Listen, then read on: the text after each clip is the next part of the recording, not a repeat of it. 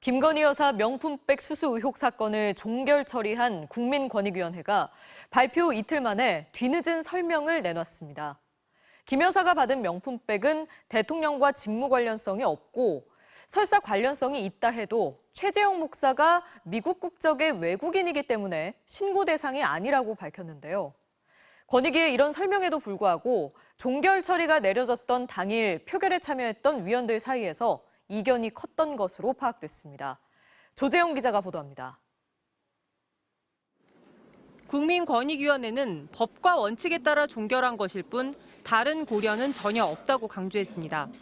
그러면서 직무 관련성이 없다는 게 표결에 참여한 위원들 다수 의견이었다고 밝혔습니다.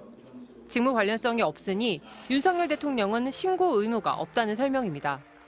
직무 관련성이 있다고 해도 신고 안 한 게 문제는 아니라고 했습니다.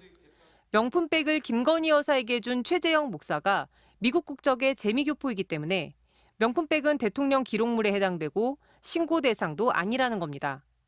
해외 순방을 나가 다른 나라 정상들에게 선물을 받으면 대통령 기록물로 분류되는 것처럼 최 목사도 외국인이니까 같은 거라는 설명입니다. 하지만 핵심 당사자인 최 목사와 김건희 여사도 조사하지 않고 어떻게 직무 관련성을 판단했는지는 의문으로 남습니다. 대통령이나 대통령 부인이 어느 누구한테도 이렇게 박절하게 대하기는 참 어렵습니다. 제 아내의 그 현명하지 못한 처신으로 국민들께 걱정 끼쳐드린 부분에 대해서 사과를 드리고 있습니다. 윤석열 대통령은 박절하지 못했다, 현명하지 못했다는 발언으로 명품백 수수 사실을 사실상 인정했습니다. 권익위 회의에서는 대통령 기록물 여부에 대한 윤 대통령의 입장을 확인하지 않고 언론 보도를 통해서만 파악하는 게 과연 타당한지에 대한 우려가 있었던 것으로 전해졌습니다. 지난 1월 MBC는 명품백이 대통령 기록물이라는 대통령실 입장에 어디에 보관 중인지 정보 공개 청구를 했지만 대통령실은 국가안보상의 이유를 들며 비공개 결정을 통보한 바 있습니다.